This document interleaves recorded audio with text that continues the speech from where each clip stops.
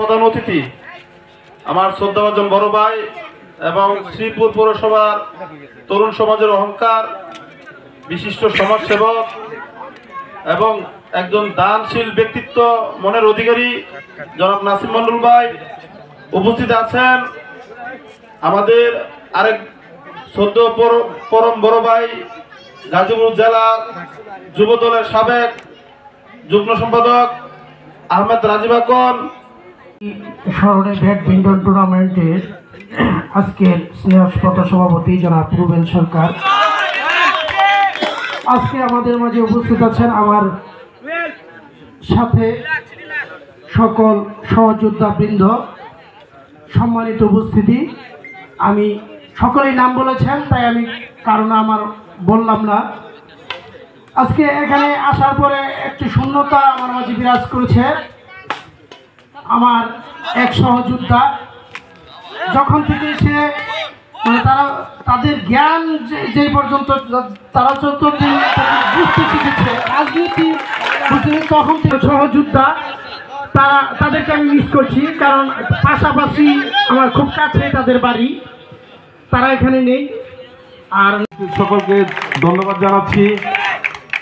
আমি সেই সাথে একটি কথা বলতে চাই, আজকে যে খেলা যারা আয়োজন করেছে তাদেরকে অনেক ধন্যবাদ। কারণ হলো এই শ্রীপুরে বিগত 18 বছরে আওয়ামী লীগ সরকারের দুঃশাসনে যেই পরিমাণ মাদক ছড়িয়েছিল, এই 5 তারিখের মাদক থেকে বিরত থাকলে এই দেশের ছাত্র সমাজ, তরুণ প্রজন্ম যারা আছে তারা মাদক থেকে বিরত থাকতে পারবে।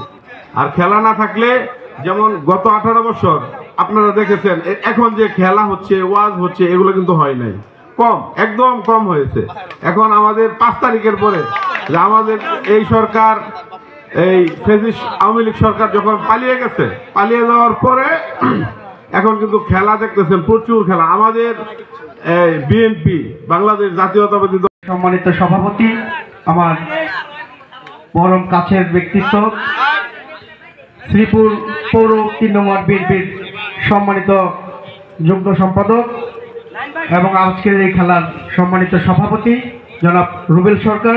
আজকে আমার এক পরম শ্রদ্ধেয় সিদ্দিকুর রহমান সিদ্দিক ভাই, উনি অনুপস্থিত, হয়তোবা সমন্বয়ের অভাব ছিল। যাই হোক, আজকের এই খেলা যারা এত কষ্ট করে আয়োজন করেছেন, আমার অত্যন্ত স্নেহস্পদ তুফায়েলকে ধন্যবাদ জানাই। ধন্যবাদ জানাচ্ছি রুবেলকে সহ আয়োজকবৃন্দ সকলকে ধন্যবাদ জানাই।